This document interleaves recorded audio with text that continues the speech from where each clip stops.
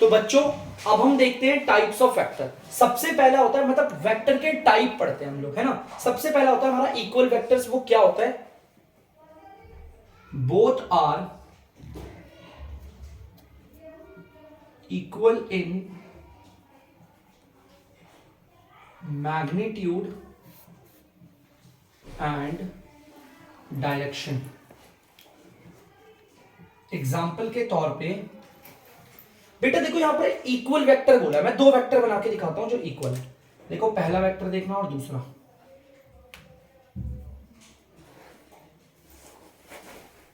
ठीक है, ये हमारा पहला वेक्टर है। आपको पता है ये लाइन सेगमेंट डायरेक्टेड है तो ये वेक्टर होगा, ठीक है, क्योंकि इसमें मैग्नीट्यूड है और डायरेक्शन भी है।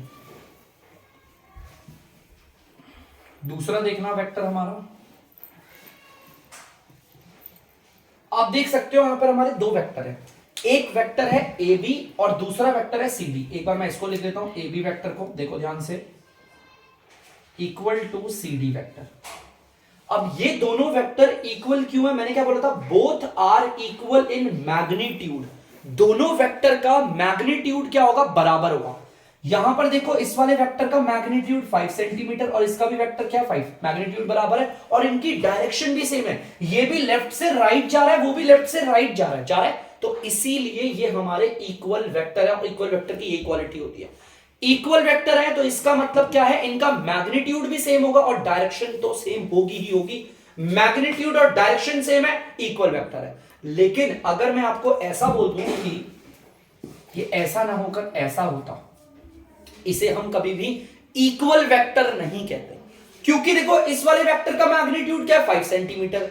इस वाले वेक्टर का मैग्नीट्यूड क्या? 5 मैग्नीट्यूड सेम है, लेकिन डायरेक्शन अलग कैसे है? ये वाला लेफ्ट से राइट है और वो वाला राइट से लेफ्ट है, बस ये दिक्कत आ रही है। ठीक है, तो वैसे तो है नहीं, हम इक्वल वेक्टर बता रहे थे, मैं तो इस एग्जांपल के लिए बताया था ये।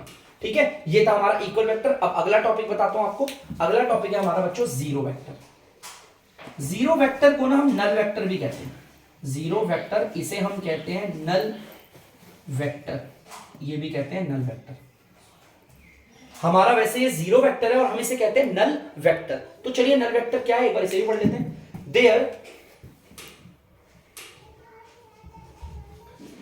इनिशियल पॉइंट एंड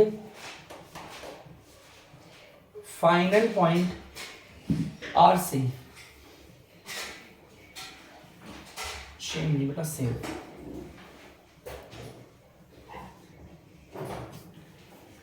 जिसका इनिशियल पॉइंट और फाइनल पॉइंट एग्जैक्टली सेम हो उसे कहते हैं जीरो वेक्टर। देखो ध्यान से, मैं आपको बोलता हूं एग्जांपल के लिए, यहां पर आपको इसमें भी एग्जांपल दिखाता हूं मैं। जैसे कि एग्जांपल के लिए मैं आपको बोलता हूं यहां पर ये पॉइंट ए है, ठीक है, यही पॉइंट ए है और यही पॉइंट है बी। अब अगर ध्यान से देखोगे आप, मैं इसे अगर बोलूं इस वेक्टर को, ये वेक्टर है, बिल्कुल है, यहां पर देख सकते हो आप, ये वेक्टर को मैं ऐसे लिख सकता हूं, डायरेक्शन आपको मिल गई होगी ए से बी, है ना। लेकिन प्रॉब्लम क्या है? ए भी उसी जगह पर है, बी भी उसी जगह पर है, ए टू बी, ठीक है, चलो भाई डायरेक्शन तो पता चल गई, ए टू बी, ए से लेकर बी तक, लेकिन मैग्नीट्यूड है बिल्कुल भी नहीं है। इनिशियल पॉइंट भी यही है, फाइनल पॉइंट, अगर ये थोड़ा सा हल्का इतना दूर भी होता, इतना दूर भी होता तो थोड़ा सा आ जाता ना मैग्नीट्यूड, लेकिन यहां तो मैग्नीट्यूड ही नहीं है। तो यहां पर इसका मतलब क्या है? हमारा जीरो वेक्टर। हम इसे क्या बोलेंगे? जीरो, क्योंकि यहां पर मैग्नीट्यूड क्या है? जीरो है, क्योंकि इनिशियल पॉइंट और फाइनल पॉइंट दोनों सेम है।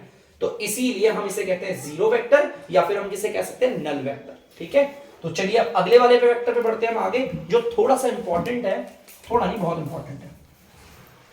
ये हमारा यूनिट वेक्टर। ये बेटा इंपॉर्टेंट है, तो एक काम करते हैं, इस पे आपके लिए स्टार लगा देता हूं ताकि आपको पता रहे। ये थोड़ा सा इंपॉर्टेंट है, इसे ध्यान रखना। ठीक है, अब ये यूनिट वेक्टर क्या है बताते हैं। whose magnitude is 1 and in any direction,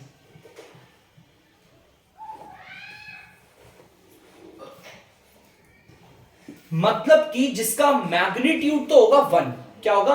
magnitude आपका 1 होगा, डायरेक्शन कोई भी हो। अगर कोई भी ऐसा हमारा वेक्टर है, जैसे कि एग्जांपल के लिए मैं 3-4 ले लेता हूं वेक्टर, जैसे एक वेक्टर मैंने ये ले लिया, ए बी लीजिए, ठीक है। दूसरा वेक्टर ले लेता हूं मैं आपका, ये रहा सी डी, और ये है 5 सेंटीमीटर। और तीसरा वेक्टर मैंने ले लिया, ये रहा आपका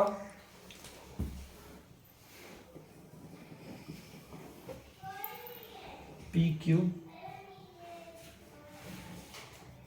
ध्यान से देखना, ये भी एक वेक्टर है, ये भी एक वेक्टर है, और ये भी एक वेक्टर है, क्योंकि इन सब में हमारे पास मैग्नीट्यूड भी है और डायरेक्शन भी है। लेकिन इनमें से कौन सा हमारा होगा यूनिट वेक्टर, जिसका मैग्नीट्यूड 1 हो, डायरेक्शन चाहे कुछ भी हो, इन एनी डायरेक्शन। यहां पर देखो, इसका मैग्नीट्यूड क्या आ रहा है 1, ये है यूनिट वेक्टर। इसका मैग्नीट्यूड क्या आ रहा है 5, नहीं ये नहीं होगा यूनिट वेक्टर। इसका मैग्नीट्यूड 1 आ रहा है, भले यूनिट कोई सी भी हो, किलोमीटर हो, मीटर हो, मिलीमीटर हो, सेंटीमीटर हो, कोई दिक्कत नहीं है।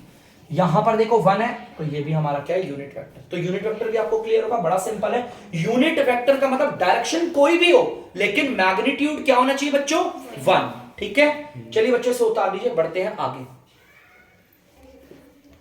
तो बच्चों अब अगला हमारा वेक्टर है को इनिशियल वेक्टर। ध्यान से सुनना, को इनिशियल का मतलब तो पता है शुरुआती, और वेक्टर तो देखो यही कुछ इससे कुछ रिलेटेड है। दो या फिर दो से ज्यादा वेक्टर हो, 2 हो, 4 हो, 5 हो, 10 हो, कितने भी वेक्टर हो, उनका सेम होना चाहिए इनिशियल पॉइंट। आपको इसका भी एग्जांपल दिखा देते हैं, जैसे कि एक वेक्टर है ए बी, आपको दिख गया होगा, ये एक वेक्टर है, ठीक है। भले ही मैं इसमें मैग्नीट्यूड नहीं लिख रहा, आप बोलोगे सर ये वेक्टर कैसे हो सकता है, इसमें तो सिर्फ डायरेक्शन है A to B, there is no end not any magnitude. बेटा मैग्नीट्यूड है यार, लगा लेंगे, लाइन सेगमेंट है, स्केल रख के भी नाप सकते हैं। एक ले लेता हूं मैं आपके सामने यहां पर, ठीक है, और ये मैं एक रख लेता हूं यहां पर। ध्यान से देखना, मेरा ये ए बी भी वेक्टर है, मेरा ये ए ई भी वेक्टर है, और ए सी भी वेक्टर है, और इन सारे वेक्टर का इनिशियल पॉइंट ए है। ध्यान से देखो, इस वाले वेक्टर को देखो, इनिशियल पॉइंट ए से स्टार्ट हो रहा है बी तक, एरो बता रहा है ना। यहां पर अगर आप देखेंगे ए ई वेक्टर को, तो इनिशियल पॉइंट ए है। अगर आप ए सी वेक्टर को देखोगे तो इनिशियल पॉइंट आपका ए दिखेगा। जैसा कि इस डेफिनेशन में बोला था, दो या दो से ज्यादा वेक्टर जिसमें इनिशियल पॉइंट क्या होगा सेम, उसे कहते हैं, इन तीनों को हम बोलेंगे को इनिशियल वेक्टर। बेटा इसमें कहीं पर भी मैग्नीट्यूड, मान लो इसका मैग्नीट्यूड है 5 सेंटीमीटर, मान लो इसका मैग्नीट्यूड है 8 सेंटीमीटर, मान लो इसका मैग्नीट्यूड है आपका 4 सेंटीमीटर, कोई फर्क नहीं पड़ता मैग्नीट्यूड से। मैग्नीट्यूड से कोई फर्क नहीं पड़ता, बस फर्क पड़ता है तो एक ही चीज से, इन सारे वेक्टर्स का इनिशियल पॉइंट जहां से ये शुरू हो रहे हैं वो क्या होना चाहिए, सेम होना चाहिए, बस, और कुछ भी नहीं है इसमें, ठीक है। मैग्नीट्यूड का मतलब इसके बीच का डिस्टेंस, जिसको मैं कह रहा हूं, ठीक है। तो क्लियर है, पक्का इजी है बहुत। आप बेटा देख लो, कोई इनिशियल वेक्टर है। अब हम पढ़ते हैं आगे अगला वेक्टर, जिसको हम कहते हैं कोलिनियर, या फिर हम इसे पैरेलल वेक्टर भी कहते हैं। पैरेलल वेक्टर, बेटा ये कोलिनियर वेक्टर भी कहते हैं और पैरेलल वेक्टर भी कहते हैं। देखो कैसे, if two vectors are parallel, या तो दो वेक्टर पैरेलल हो, मैं लिख रहा हूं अभी आपको बता भी दूंगा, या तो कोइंसाइड हो, ठीक है, या फिर एंड इन सेम लाइन, या तो सेम लाइन पे आ रहा हूं, या तो फिर सेम लाइन पे आ रहा हूं, with any direction, any magnitude, direction sorry, with any magnitude, with any magnitude. देखो चलो समझाता हूं आपको, देखो सबके इस जो भी लिखा है ना, सबको एक बार करके दिखाता हूं आपको। एग्जाम्पल में यहां पर बोला हुआ है, यार हम कोलिनियर वेक्टर या फिर पैरेलल वेक्टर किसे कहेंगे, है ना। ये कोलिनियर और पैरेलल एक ही चीज है, कोलिनियर या फिर पैरेलल। कोई लोग कोई लीनियर, कोई लोग कहते हैं कोलिनियर वेक्टर, तो कोई कहते हैं पैरेलल वेक्टर। होते क्या है, एक बार इसे भी समझते हैं। बेटा जब ना दो वेक्टर है हमारे पास, लेट सपोज हमारे पास दो वेक्टर है, एक वेक्टर ये रहा, आप देख सकते हो ए बी, और इसका मैग्नीट्यूड भी आप देख सकते हो 5 सेंटीमीटर, ठीक है। एक वेक्टर आपको ये दिख गया, और दूसरा वेक्टर मैं आपके सामने यहां बना रहा हूं, ये रहा दूसरा वेक्टर, इसको हम बोल देते हैं सी ई। मैग्नीट्यूड इसका 10 सेंटीमीटर। एक वेक्टर आपको ए बी दिख गया होगा और एक वेक्टर आपको सीई दिख गया होगा, ये दोनों पैरेलल है। देखो बच्चों, पैरेलल का मतलब तो पता ही होगा ना, इन दोनों लाइन के बीच में जो गैप चल रहा है, ये देखो, ये डायरेक्टेड लाइन सेगमेंट के बीच का गैप सेम है।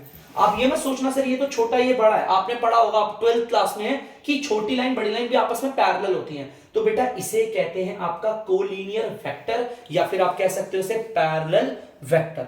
बेटा इसमें से फर्क क्या, देखो ये दोनों पैरेलल है, मैग्नीट्यूड इनके कोई से भी हो सकते हैं। देखो इसका मैग्नीट्यूड 5 है, इसका 10 है, बोला भी है ना, विद एनी मैग्नीट्यूड, कोई सा भी मैग्नीट्यूड। ऐसा जरूरी नहीं है कि हमारा ये वाला वेक्टर और ये वाला वेक्टर, दोनों वेक्टर का जो मैग्नीट्यूड होगा वो सेम हो, ऐसा जरूरी कहीं नहीं है। ऊपर वाले वेक्टर का मैग्नीट्यूड 5 सेंटीमीटर है, नीचे वाले वेक्टर का मैग्नीट्यूड 10 सेंटीमीटर है, लेकिन ये पैरेलल है इसलिए हम पैरेलल वेक्टर बोलेंगे, ठीक है, या फिर कोई लीनियर वेक्टर। एक और एग्जांपल है इसका, देखो ध्यान से, जैसे कि लेट सपोज ये एक वेक्टर है, ध्यान से सुनना, ए बी, ये एक वेक्टर है और जिसका मैग्नीट्यूड है 10 सेंटीमीटर, ठीक है, और एक वेक्टर और है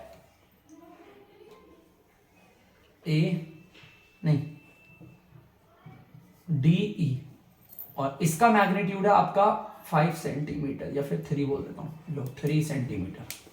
अब ध्यान से सुनना यार, ये डीई भी एक वेक्टर है, इसमें डायरेक्शन भी है, मैग्नीट्यूड भी है, ए बी भी एक वेक्टर है, इसमें मैग्नीट्यूड ये रहा और डायरेक्शन भी है ना। ये दोनों वेक्टर आपस में कोइंसाइड कर रहे हैं। कोइंसाइड का मतलब होता है एक के ऊपर एक आ गया है ना। देखो मैंने बोला था ना, मैग्नीट्यूड कुछ भी हो यार, मैग्नीट्यूड से कोई लेना देना नहीं है। इस वाले का मैग्नीट्यूड 3 है और इस वाले का मैग्नीट्यूड 10 है, लेकिन ये एक दूसरे के ऊपर कोइंसाइड कर रहे हैं, एक के ऊपर एक आ गए हैं, आ रहे हैं ना एक के ऊपर एक। इन्हें कहते हैं, इन्हें भी हम कहते हैं आपका कोलिनियर या फिर पैरेलल वेक्टर। इसकी 3 कंडीशंस है, या तो पैरेलल हो तो भी इसे पैरेलल या कोलिनियर वेक्टर बोलेंगे, या तो वेक्टर के ऊपर वेक्टर आ गया हो तो भी इसे हम बोलेंगे आपका कोलिनियर वेक्टर, ठीक है, या फिर पैरेलल, या तो फिर आपका सेम लाइन पे हो। ये भी दिखा देता हूं एक बार, जैसे कि मान लो एक वेक्टर ये रहा, इसका नाम है PQ, मैग्नीट्यूड है 5 सेंटीमीटर, और एक वेक्टर है जस्ट इसके साथ आगे, इसका नाम है RS, ये भी एक वेक्टर है और ये है 3 सेंटीमीटर। देखो सीधी लाइन पे जा रहे हैं ना, एकदम सीधी सीधी सेम लाइन पे जा रहे हैं ना, एकदम सेम लाइन पे। ऐसे वेक्टर को भी मैग्नीट्यूड कुछ भी हो, अगेन मैं आपको बता रहा हूं, इसका मैग्नीट्यूड 5 सेंटीमीटर है, इसका मैग्नीट्यूड 3 सेंटीमीटर है, मैग्नीट्यूड कुछ भी हो, ये सेम लाइन पे आ रहे हैं, तो इस वाले वेक्टर को और इस वाले वेक्टर को हम क्या बोलेंगे, कोलिनियर या फिर पैरेलल वेक्टर, ठीक है बच्चों। तो ये है हमारे कोलिनियर पैरेलल वेक्टर, को इनिशियल वेक्टर। मैंने आपको बहुत सारे टाइप्स ऑफ वेक्टर पढ़ाए, मैंने आपको इक्वल वेक्टर पढ़ाया, जिसमें क्या होता है, हमारे इक्वल वेक्टर वही होंगे जिसमें मैग्नीट्यूड भी दोनों का सेम होना चाहिए और डायरेक्शन भी सेम होनी चाहिए। फिर मैंने आपको बताया था जीरो वेक्टर, जिसमें इनिशियल और फाइनल पॉइंट दोनों जीरो होगा। फिर मैंने आपको बताया था यूनिट वेक्टर, जिसमें डायरेक्शन तो चाहे कुछ भी हो लेकिन मैग्नीट्यूड क्या होना चाहिए, 1। उसके बाद आपका कोइनिशियल वेक्टर है, कोलिनियर और पैरेलल वेक्टर। इसकी 3 कंडीशन थी, पैरेलल हो गया, कोइंसाइड हो गया, या फिर सेम लाइन पे हो गया, ठीक है। तो प्लीज ये बेसिक्स है, आपको इसे आना चाहिए बहुत अच्छे से, प्लीज आप लोग इसे ध्यान में रखना। एक बार जल्दी से इसे उतारो, फिर हम बढ़ेंगे आगे। तो बच्चों अब हम दिखाएंगे आपको, ये मैंने अभी आपको बताया था कि को इनिशियल वेक्टर बताया था मैंने अभी आपको, है ना, सॉरी नहीं, कोलिनियर और पैरेलल वेक्टर बताए थे, उसी से रिलेटेड है। एक वेक्टर है हमारा ए, मान लो ए वेक्टर दे रखा है, तुम्हारा वेक्टर होगा, और ये एक वेक्टर है बी, ठीक है। ये दोनों पैरेलल है आपस में। अगर ये दोनों वेक्टर आपस में पैरेलल है तो इन वेक्टर को इक्वल दिखाने के लिए आपको पता है ये वाला फॉर्मूला बताया, ध्यान से सुनो। हमारा ये वाला वेक्टर इक्वल होगा लैम्डा टाइम्स बी वेक्टर के। ये लैम्डा यहां पर एक नॉन जीरो कांस्टेंट है, कांस्टेंट का मतलब एक नंबर होगा जो कि जीरो नहीं होगा, उसको छोड़कर कुछ भी हो, चाहे नेगेटिव हो चाहे पॉजिटिव हो, कुछ भी हो, नॉन जीरो बोला उसने, नॉन जीरो कांस्टेंट। कांस्टेंट का मतलब एक ऐसी चीज जो कभी बदल ना सके। बेटा ये देखो, अगर मैं बोलूं ए, तो आपको पता है ए का मतलब क्या है, कोई अननोन वैल्यू। अननोन वैल्यू होती है ना वेरिएबल, देखो ये वेरिएबल है, वेरिएबल हम कहां लगाते हैं, जैसे कि मेरे को अगर पूछेंगे कोई सोनी की ना एज पूछो, एज बताओ क्या, मुझे नहीं पता तो मैंने वाई मान ली, इसका मतलब क्या ये फिक्स है, ये अननोन है यार। क्या पता है 7 हो, क्या पता है 8 हो, अच्छा 7-8 का होगी, 12वीं पढ़ती है तो, क्या पता है 17 हो, क्या पता है 18 हो, कुछ भी हो सकती है ना बच्चों, ये तो हमें तो नहीं पता ना कितनी एज है। तो याद रखना, ऐसो को हम कांस्टेंट नहीं बोलेंगे, ऐसो को हम कांस्टेंट नहीं बोल सकते। क्यों? क्योंकि यार हमें एग्जैक्टली पता ही नहीं है, लेकिन नंबरों को कांस्टेंट बोला जाता है। अगर ये 7 है तो ये 7 ही रहेगी, ठीक है, सॉरी 7 ही रहेगा, सॉरी अगर ये 7 है बच्चों तो ये 7 ही रहेगा, ये बदलेगा नहीं, इसीलिए नंबरों को कांस्टेंट बोला जाता है, ठीक है। नॉन जीरो कांस्टेंट का मतलब यहां पर एक नॉन जीरो नंबर आएगा, वो क्या आएगा हमें नहीं पता, कुछ भी आ सकता है जीरो को छोड़कर, क्योंकि नंबर नहीं बदलते, ये 7 है, 7 का 7 ही रहेगा, ठीक है, ये बढ़ेगा जब तक हम इस पे कोई ऑपरेशन नहीं करते। ऑपरेशन जानते हो ना, प्लस माइनस मल्टीप्लाई डिवाइड, ये होते हैं ऑपरेशन, वैसे काट पीट वाला ऑपरेशन नहीं हो रहा। तो ये फॉर्मूला है, इंपॉर्टेंट है, थोड़ा याद रखना, काम आएगा भी आपके एक्सरसाइज में। तो जल्दी से इसे उतार लीजिए, बढ़ते हैं आगे।